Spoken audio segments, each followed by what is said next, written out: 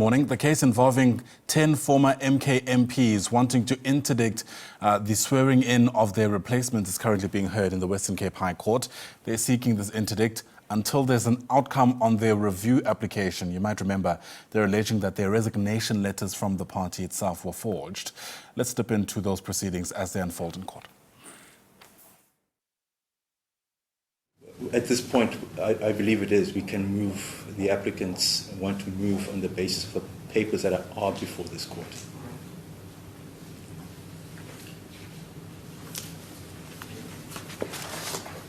My lady, the respondents have, the first respondent disputes jurisdiction.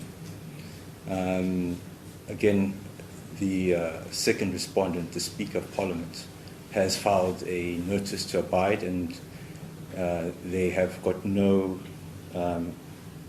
argument against the relief before your ladyship. The jurisdiction, the respondents are claiming that, look, the decisions that are before this court in the review application were made in Nkandla and not within the area of this court's jurisdiction.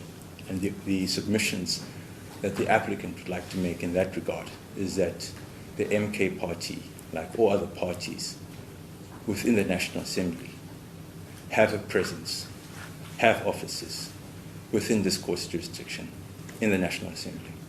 And those offices are within this court's jurisdiction, and on that basis, in terms of Section 2.1 of the Superior Courts Act, this court does have jurisdiction to hear this matter. In regards to locus standi, one of the issues that the most important issue, I would say. Has urgency been agreed? Has it been agreed that the matter must be heard as an urgent application? When the matter was brought before Judge Erasmus,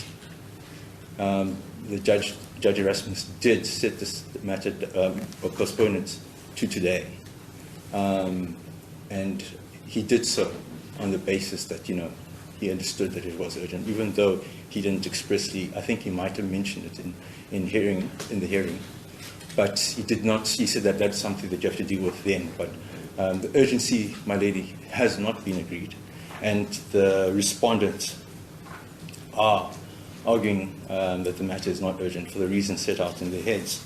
But I'll get to that. What I'd like to do is just deal with jurisdiction first, then, which I think I already have, and it's been dealt with in more detail than I've mentioned on my feet, in my heads. Then locus standi, urgency, and I'll go through the merits of the interdict. In regards to locus standi, I couldn't understand the respondents' dispute or their argument for locus standi. Obviously the applicants are acting in their own interest. They're seeking relief for themselves and for their dependents. But I think what I'll do is just deal with what former President Zuma's submissions were in his answering papers. He says at paragraph 22, absent any allegation of membership of the MK, the applicants have no standing to seek the relief directed at the MK. It must therefore be released from this application. My lady, the founding affidavit in the review application in paragraph 9 makes it very clear. In fact, they do say, all of the applicants, they said that... Don't you need to use Plascon evidence to resolve disputes of fact in motion proceedings? This is why there's no reply. We must determine the matter on the basis of the rules set out in Plascon evidence. Yes, my lady, but just so based... what do I do with a factual dispute like that? Well, the founding affidavit says that there are. So what I'm saying is, on Plascon Evans, how are you asking the court to deal with the issue? You've got the founding affidavit that says we're members, and you've got the answering affidavit which says that you're not. But what we do have is the answering affidavit saying two different things. The answering affidavit, former President Zuma's answering affidavit, says two different things.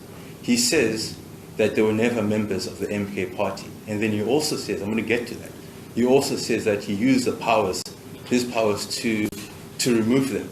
You cannot remove people that are not members of your party to begin with. So his own answering affidavit, in that respect, it makes out the case that the applicants require in regards to the locus standi. I'll get to that in more detail, but he does say, and in fact, I mean, in the paragraph in my head that where I discuss the discretion of this honourable court, I do mention that, and I like to, I mean, I've got no other way but to use strong language, the deception of that answering affidavit. He says, they were never members of my party, and the same papers, I got rid of them. And on that basis, my lady, I think it's pretty clear that the answering affidavit does set out that the applicants were indeed members of the MK party without a replying affidavit to dispute that. And the Plascon evidence rule does say that the answering papers, if they're far-fetched, and obviously in this matter, on that point particularly, they are far-fetched. He's cancelling his own argument out. My lady, that is the case for at least the locus standi. Section 38, obviously, of the Constitution does provide anyone acting in their own interest, as these applicants are, to approach this court for relief. In regards to urgency, my lady, there is no agreement for urgency. The challenge, I assume, and just by looking at the respondents' heads of argument I received this morning, is the time. All right, so those are live visuals unfolding in the Western Cape High Court. That's where litigation involving 10 former MK MPs is currently underway. They're discussing issues around jurisdiction and whether or not this is an urgent application